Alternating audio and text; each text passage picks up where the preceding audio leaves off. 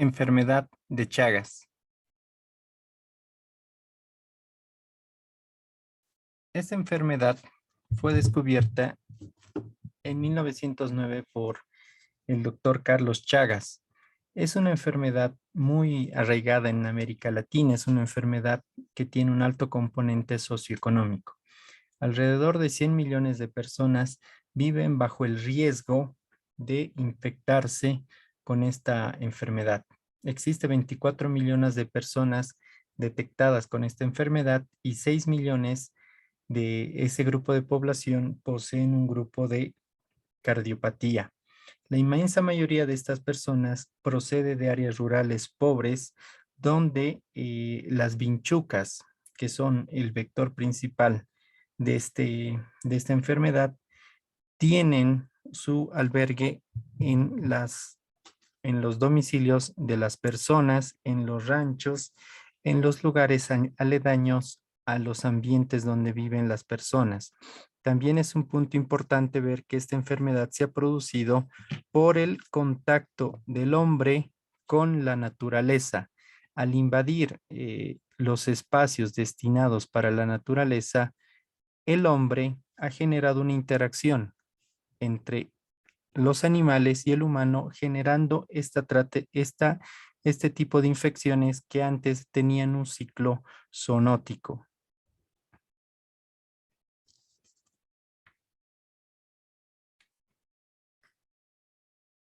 Podemos definir esta enfermedad también como la tripanosomiasis americana o enfermedad de Chagas, llamada así por el descubridor, el doctor Carlos Chagas. Es una afección parasitaria, hemática e ística causada por el protozoo flagelado, el Trypanosoma cruzi. Este protozoo es hematófilo, se anida en los tejidos, especialmente en el miocardio y en el sistema nervioso, produciendo alrededor de un 25% de afectaciones y lesiones cardíacas irreversibles después de un periodo evolutivo. También tiene una importante denominación, la de Chagas-Massa, ya que, como vamos a ver más adelante, el médico argentino realizó grandes investigaciones para esta enfermedad.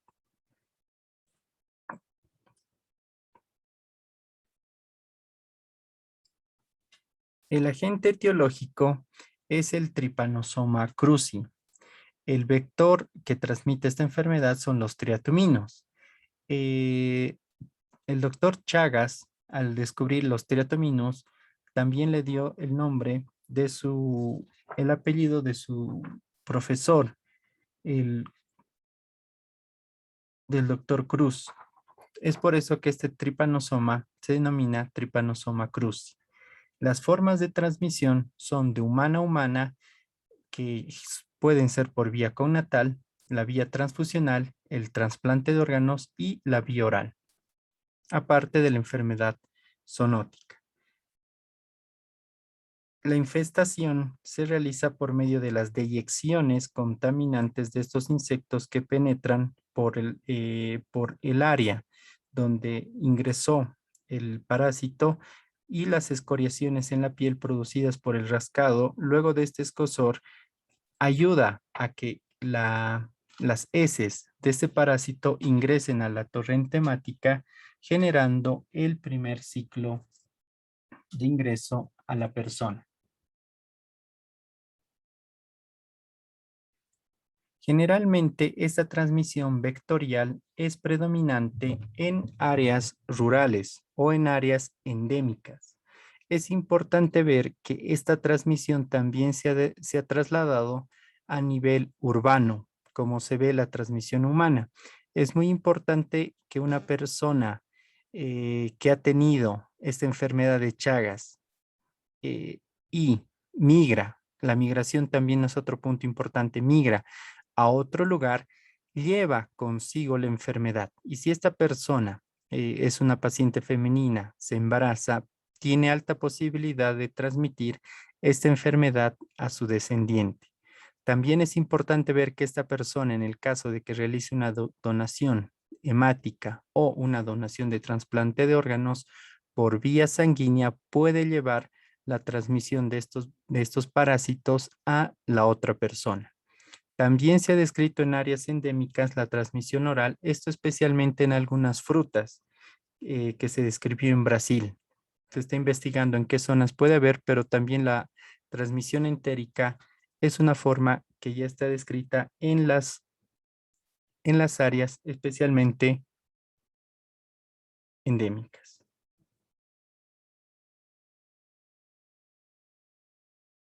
En relación a la historia, podemos tener 4 periodos.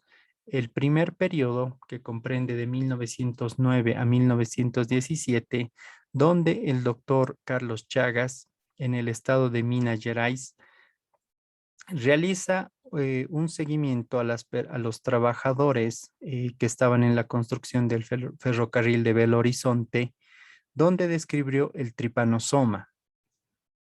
Es el punto importante donde el doctor Chagas descubrió primeramente al vector y al parásito. Esto fue una parte muy importante para la historia de la enfermedad de Chagas, ya que él comenzó por una forma diferente. Recordemos que la mayor parte de las enfermedades primero se analiza o primero se sabe que existe esa enfermedad y luego se busca la causa. En cambio, el doctor Chagas descubrió los parásitos y descubrió al vector y tuvo que realizar una investigación para ver qué producía la afectación en el humano. Es por eso que durante todo este periodo, el doctor Carlos Chagas realizó grandes descripciones sobre esta enfermedad y tenía en sus escritos que producía una afectación tanto a nivel cardíaco como a nivel intestinal. Pero vamos entrando al segundo periodo. Como estas descripciones fueron a partir del vector y la enfermedad, que era una enfermedad aparentemente nueva, entonces en el segundo periodo hubo mucha duda. Incluso hasta 1927 se dudaba que esos parásitos podrían generar una patogenia en los humanos. Es por eso que en Argentina el doctor Salvador Massa realizó una investigación en las áreas endémicas también de Argentina de este parásito, donde igual aisló a este parásito, descubrió igual al vector y registró 1.400 casos de personas que tenían esta enfermedad y en 100 necropsias descubrió la presencia de este parásito en los humanos. Es por eso que en este segundo periodo la enfermedad de Chagas cobra una nueva relevancia y es por eso que también el doctor Massa es importante en esa historia y en algunos libros le ponen el nombre de la enfermedad de Chagas Massa. Entonces, en la tercera etapa de 1940 a 1970, ya existe la confirmación y ampliación del conocimiento de la miocardiopatía chagásica, de las afectaciones electrocardiográficas, de las afectaciones anatomopatológicas, y en este periodo se descubre que también esta enfermedad, aparte de la transmisión vectorial, se puede realizar por transmisión directa, es decir, de la madre al niño, la transmisión congénita. También en esta tercera etapa van desarrollándose los métodos de diagnóstico serológico electrocardiográfico. Y en la última etapa, que es desde 1970 a la actualidad, donde la enfermedad de Chagas sigue teniendo muchas investigaciones y aún incluso en la parte del tratamiento todavía se tiene muchas dudas. Se está tratando de esclarecer mucho mejor su patogenia, especialmente en la miocardiopatía chagásica crónica, donde existe algunos factores que pueden predisponer a esta enfermedad. Como se ve en esta tabla, es también denominada tripazomiasis americana por la alta prevalencia en Sudamérica. Provoca entre 12.000 a 14.000 fallecimientos al año en todas las Américas. Se calcula una incidencia anual de 56.000 casos nuevos por año y 8.000 en recién nacidos. Es endémica en 21 países de América, afecta a 6 a 7 millones de personas en el mundo, la transmisión vertical es alrededor del 1%, en donación de sangre en 20% y también en órganos y por ingesta de alimentos contaminados. En relación a la donación de sangre, existe una campaña, por lo menos a nivel nacional, para evaluar la presencia del tripanosoma en todos los donantes de sangre. Es por eso que cuando se hacen las campañas de donaciones seguras, aparte de del VIH y la hepatitis, la enfermedad de Chagas en nuestro medio se realiza a todos los pacientes que realizan donación. Con esto se está tratando de disminuir la transmisión mediante la sangre. Y en relación a la transmisión vertical, a toda paciente de área endémica o que cuente una serología positiva para Chagas y que se encuentra en el embarazo, se planea cuando el bebé nazca, se planea una prueba para detectar la transmisión vertical. En caso de que la transmisión vertical sea confirmada, el paciente debe iniciar un tratamiento, el recién nacido debe iniciar un tratamiento para obtener la cura. Se ha incrementado la frecuencia de este padecimiento en Europa y en el Pacífico Occidental, como se ve en este gráfico, y aquí, como estamos viendo, es por la migración. Primeramente existe una migración del área rural al área urbana, generando transmisiones por la donación de sangre y por la donación de órganos. Pero también estas personas generaron una migración hacia otros continentes, describiendo esta enfermedad de Chagas en otros continentes. Como se ve en este mapa, Argentina, Brasil y Bolivia tienen una alta predisposición para esta enfermedad de Chagas. En relación a la epidemiología, la transmisión de esta enfermedad depende de, especialmente vamos a ver la tríada ecológica clásica, donde es la transmisión vectorial, donde el agente, el Trypanosoma cruzi, mediante el vector, que es la vinchuca denominada así en nuestro medio, infesta al huésped. Deposita mediante una picadura, mediante las deyecciones después de comer, genera una infestación a nivel del humano, como se ve en esta imagen y como lo vamos a ver afuera. También es importante ver el ciclo enzootico primitivo, donde el tripanosoma, los triatominos, se encuentran en pequeños mamíferos en un ámbito ecológico silvestre. En este caso, como el hombre ingresó a las áreas que estaban destinadas para estos, en este ambiente, generó que el humano participe de este ciclo, interrumpa o genere un nuevo ciclo, que es la tríada que conocemos. Pero aparte, este parásito tiene un ciclo propio donde participan los animales. En el ciclo de vida del Trypanosoma cruzi, comienza cuando el vector, el triatumino, ingiere los tripomastigotes circulantes de la comida del huésped, del mamífero infectado.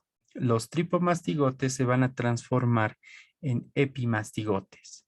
La principal etapa de replicación de los invertebrados en el intestino medio del vector. Los epimastigotes migran al intestino posterior y se diferencian en tripomastigotes metacíclicos infecciosos, que se van a excretar mediante las heces del vector de la vinchuca. Los tripomastigotes metacíclicos entran a través de la mordedura o a través de la membrana mucosa del mamífero, van a invadir las células nucleadas. En estas células, en el citoplasma, los tripomastigotes se van a diferenciar en la forma de amastigote intracelular, que se va a replicar más o menos en unas 12 horas, en un periodo de 4 a 5 días. Al final de este periodo, los amastigotes se van a transformar en tripomastigotes. La célula huésped se rompe y los tripomastigotes se liberan a la circulación.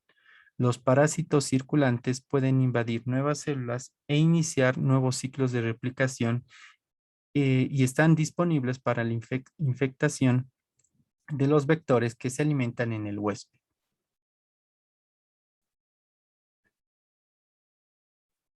Eh, Como vamos a ver, en relación a la etiopatogenia, es importante destacar que la enfermedad de Chagas puede generar una alteración en varios órganos. Durante este tema vamos a hacer un mayor énfasis en las afectaciones a nivel cardiovascular. Es importante ver que esta etiopatogenia puede cambiar de acuerdo a la persistencia del parásito, a las cepas parasitarias, a la actividad inmunológica del huésped, a los factores intrínsecos del huésped, a los fenómenos de destrucción tisular. Si bien se ha avanzado en el conocimiento de los mecanismos intervenientes en la patogenia de esta enfermedad, todavía no se sabe con ciencia cierta sobre el porcentaje que van a evolucionar una cardiopatía chagásica. Generalmente se ha descrito que un 25% progresan una enfermedad cardíaca y 75% generan otro tipo de lesiones o no generan ninguna lesión evidente.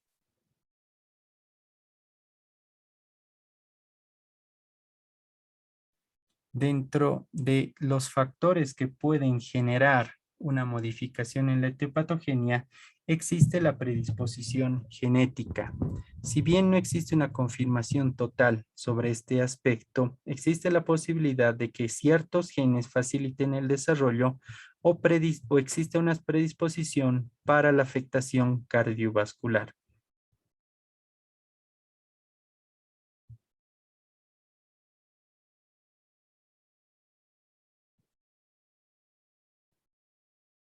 También es importante en algunas descripciones que realizó el doctor Chagas sobre que en los aborígenes latinoamericanos que no tenían eh, ninguna mezcla con personas blancas, tuvo un carácter más benigno la infección. Es por eso que también puede existir un factor genético protectivo en los aborígenes americanos. También es en relación a las cepas parasitarias. Existe algunas cepas que tienen una mayor patogenicidad con mayor compromiso tisular y también se ha visto que en algunas zonas territoriales la prevalencia de cardiopatía chagásica es mucho mayor que en otras zonas. En relación al factor inmunológico, la evolución hacia una cardiopatía chagásica crónica puede estar determinado por un déficit en la respuesta inmune, debido a una carencia alimentaria crónica, ya que, como habíamos comentado al principio, esta enfermedad es más prevalente en áreas rurales de baja condición económica. Y la desnutrición genera que por ejemplo, en algunos estudios donde se vio que donde se infectó a ratones que tenían hipoalbuminemia, un déficit proteico y vitamínico y alguna deficiencia con arginina, folatos y vitaminas D, tenían una mayor predisposición a desarrollar enfermedades graves. En relación a la persistencia de la parasitemia, a la cantidad de inoculaciones en este paciente, se ha visto que las personas que viven en zonas endémicas y son expuestas a reiteradas picaduras por la vinchuca, tienen una evaluación peor que las personas que han tenido una inoculación aislada. También es importante ver algunos factores agregados,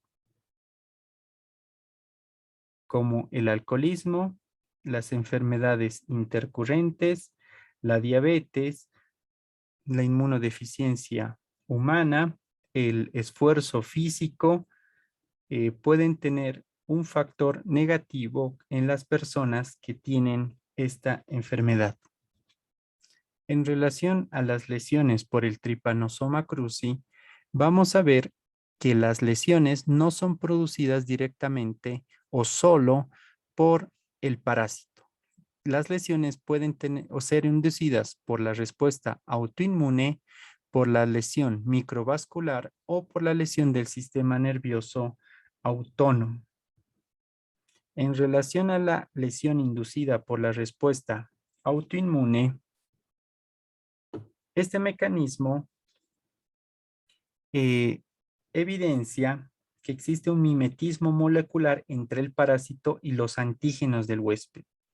También aparecen autoanticuerpos que reconocen a los epítopes cardíacos durante la fase crónica de esta infección. También es importante ver que la inmunización de animales con la totalidad del parásito, con fragmentos del mismo o antígenos bioquímicamente definidos, provocan miocarditis y alteraciones electrocardiográficas. En este punto, en relación a la inmunidad, los linfocitos B infiltrados inflamatorios a nivel del corazón también generan anticuerpos contra los antígenos. Estas lesiones también se pueden evidenciar en los linfocitos T. También en algunos estudios se vio que realizando una transferencia de linfocitos de un paciente infectado a animales que no tenían esta enfermedad, se pudo ver que pueden tener afectación cardíaca únicamente solo por la respuesta autoinmune del huésped.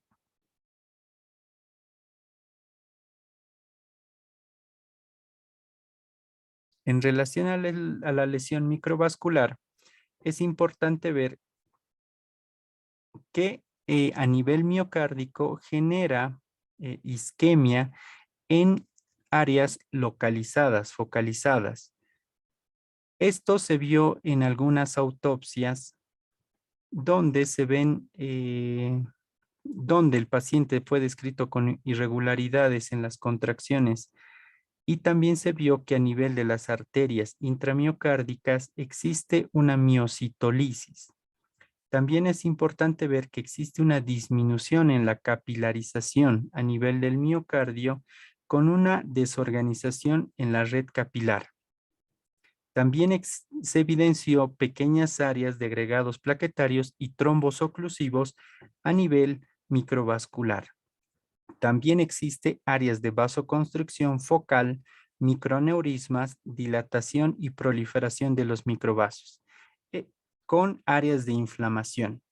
También en algunos casos se vio y se evidenció lesiones o nidos de estos parásitos a nivel intramiocárdico. También es descrita y ampliamente conocida la prevalencia de los aneurismas apicales en la enfermedad de Chagas, donde se evidencia mayor cantidad de estos parásitos en esta región.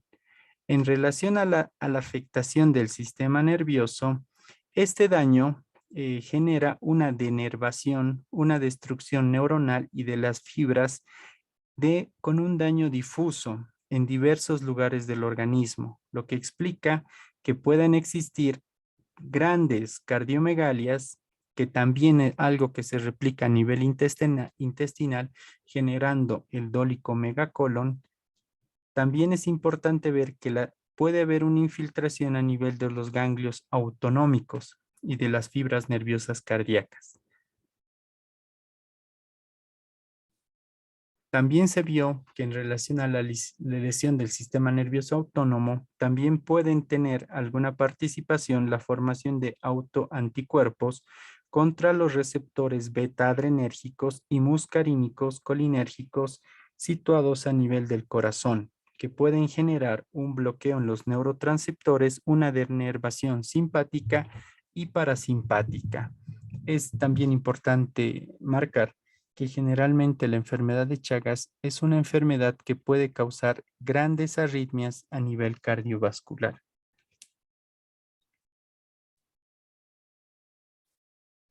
En relación al cuadro clínico, la enfermedad de Chagas generalmente comienza en la infancia, que es el periodo agudo, esto en la transmisión vectorial.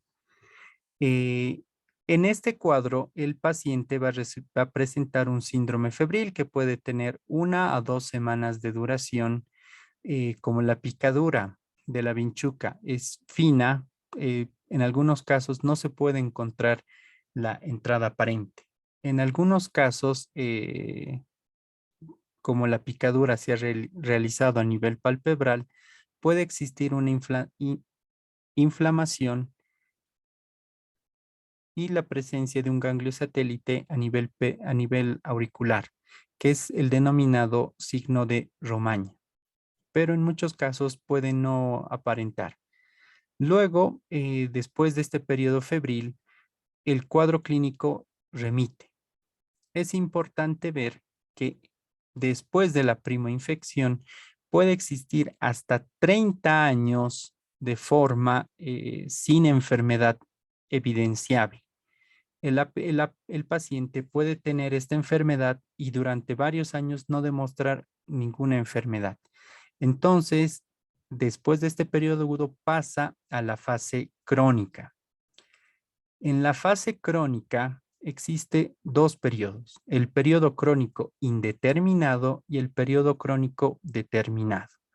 El periodo crónico determinado es donde se demuestra una afectación orgánica en el paciente, que puede ser a nivel cardiovascular, a nivel esofágico, a nivel intestinal.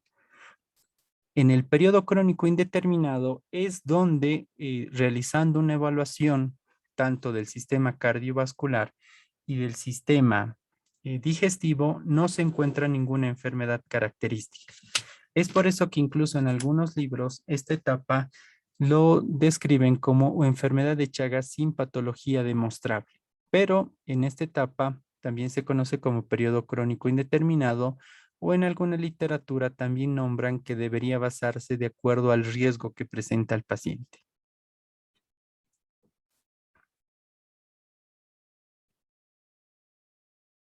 En relación a los factores que demostraron mayor probabilidad de una evolución hacia una miocardiopatía, son el tiempo de permanencia en el área endémica, el contagio por vía vectorial, signos y síntomas de disfunción ventricular izquierda, trabajo forzoso.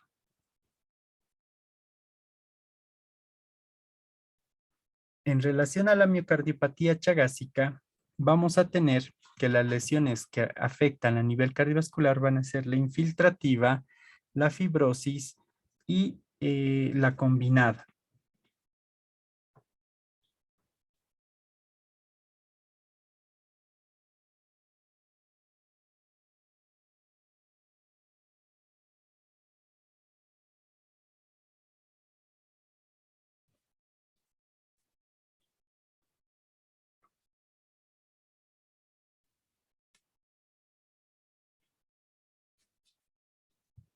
En relación a la cardiopatía chagásica, en la lesión infiltrativa se evidencia invasión linfoplasmocítica de los intersticios miocelulares vasculares y una desorganización conjuntiva. En la afectación fibrosa se observa una atrofia miocítica intensa con un gran reemplazo fibroso y colágeno y muy escasa infiltración, generalmente con un engrosamiento parietal. Y también existe la tercera forma, que es la mixta, con una combinación de la afectación infiltrativa y la afectación fibrosa.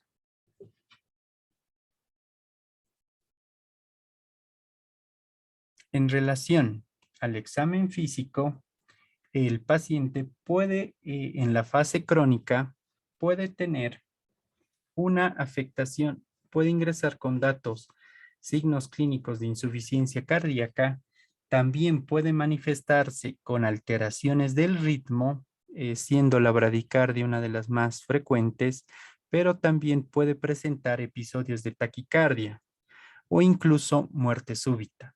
También es frecuente que los pacientes describan periodos de palpitaciones con latidos irregulares. A nivel de la auscultación cardíaca, el segundo ruido puede estar desdoblado o en el caso de una insuficiencia cardíaca, el tercer ruido. El segundo ruido desdoblado puede presentarse por la alteración a nivel de la rama derecha, que generalmente es la afectación más frecuente. En relación al electrocardiograma, que son los exámenes complementarios que generalmente se debe realizar a todo paciente que tiene serología positiva, los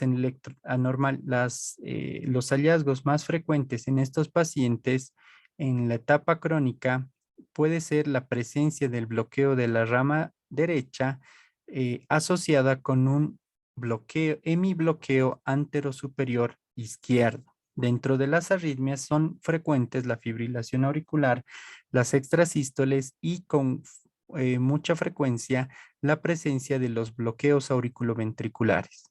También en algunos casos se ven anormalidades en el segmento ST y la onda T, incluso la presencia de las ondas Q. La aparición de los bloqueos auriculoventriculares generalmente son indicación del implante de un marcapaso definitivo.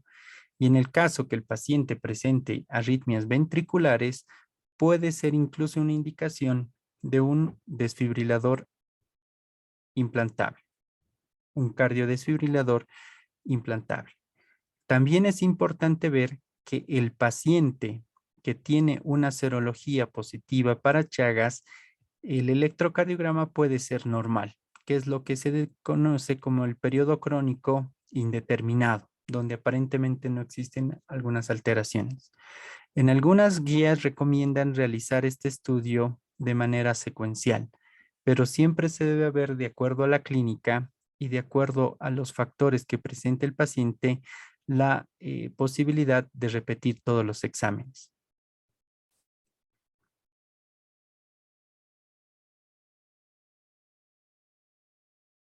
En algunos casos, en pacientes con enfermedad de Chagas, con serología positiva y un electrocardiograma normal, en algunos estudios han intentado inducir arritmias mediante la administración de la agmalina, evidenciando algunas alteraciones en el sistema de conducción como arritmias ventriculares o algunos bloqueos. Las arritmias ventriculares, las más frecuentes que se describen son las extrasístoles ventriculares, generalmente son múltiples, de múltiples morfologías, episodios de taquicardia ventricular. Las arritmias ventriculares también se pueden desencadenar durante y después el ejercicio en la mayoría de estos pacientes. Es por eso que la realización de pruebas de esfuerzo también pueden tener un rol importante en este tipo de pacientes. En relación a la taquicardia ventricular, puede necesitar incluso un estudio electrofisiológico para tratar de ver un tratamiento mediante ablación o ver la severidad de este.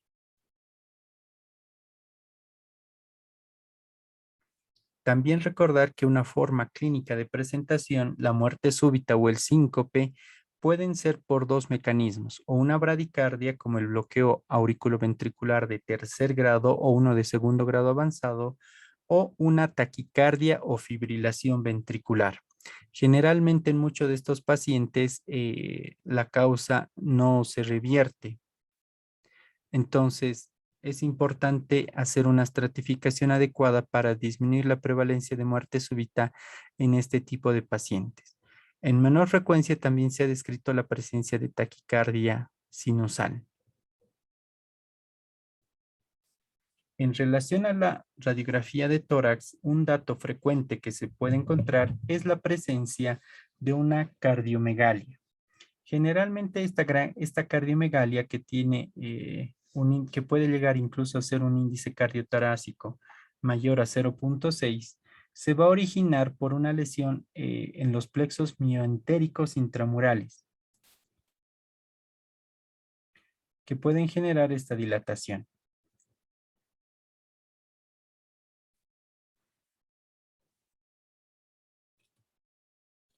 En relación a la ecocardiografía, los pacientes con la enfermedad de Chagas en la fase avanzada pueden presentar una miocardiopatía dilatada, pueden presentar un incremento en los volúmenes telesistólicos y telediastólicos, pueden tener una disminución en la fracción de eyección del ventrículo izquierdo y una disminución en la fracción de acortamiento menor al 30%.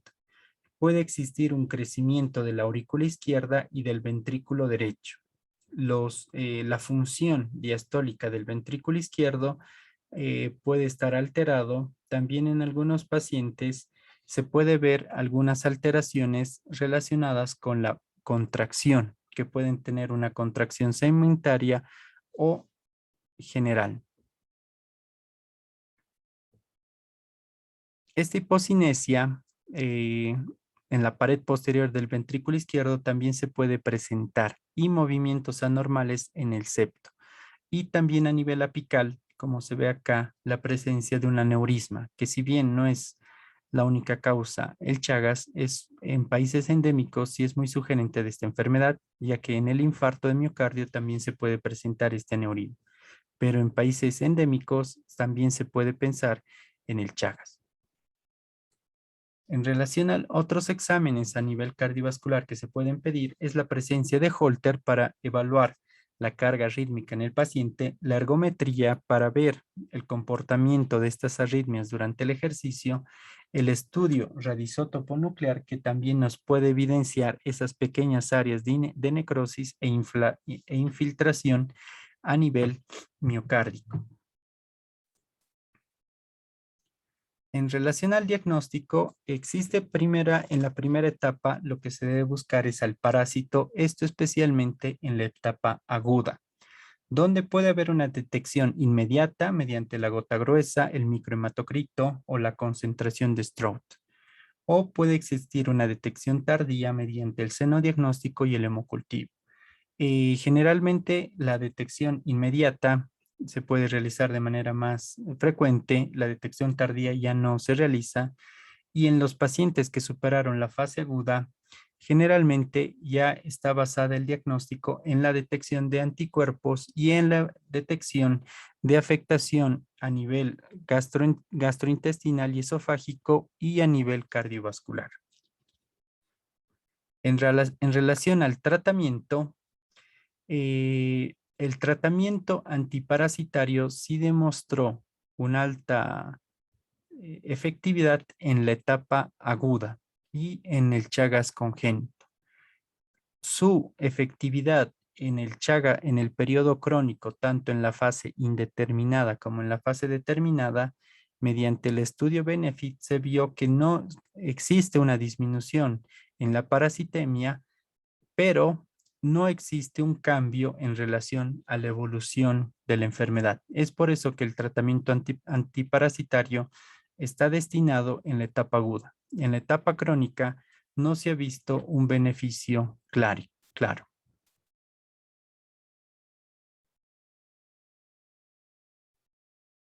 También es importante ver el tratamiento sintomático. Como habíamos comentado, una vez que la enfermedad se ha establecido, si el paciente tiene insuficiencia cardíaca, el tratamiento debe estar basado a disminuir los datos de congestión venosa sistémica.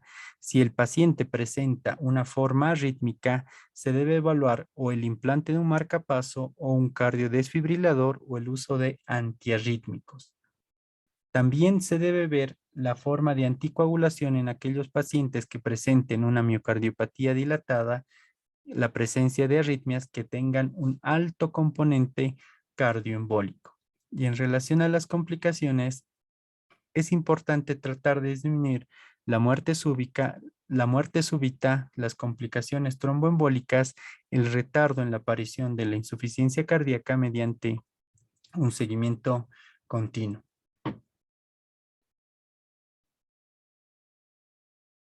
Gracias.